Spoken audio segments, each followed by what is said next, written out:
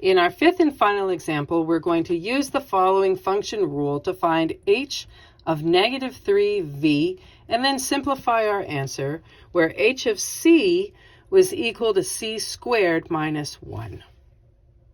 Now this is an interesting problem where we have this tiny expression of negative 3v replacing the c. And the reason that we have to be extra careful and give extra attention to this particular example is we have c squared. And while currently it is just the variable c that's being squared, truth be told, it is everything that is in front of that squared that is getting squared. So as we set up our framework, we will continue with this process of giving ourselves a space holder and then writing out the rest of the expression.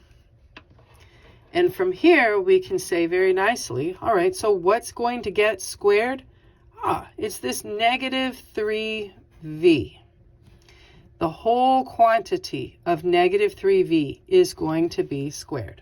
From your order of operations, you know that we're going to tackle the squared process first.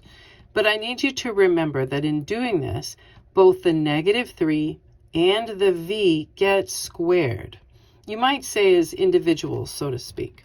So I've got negative 3 that gets squared, and the v that gets squared. And then there's the rest of my expression with a minus 1. All right, so order of operations, let's see. Negative 3 squared is negative 3 times negative 3, which is positive 9. V squared is just v squared. And then to finish off this little expression, we have a minus 1. So if you are not confident with your squaring of negative values, make sure you use those parentheses, and then you can definitely use a calculator to help check your work. But understand that remember that a negative times a negative is a positive. So negative 3 squared is negative 3 times negative 3, which is a positive 9. Since my 1 does not have a v squared, I cannot combine any more like terms. I don't have any more to combine.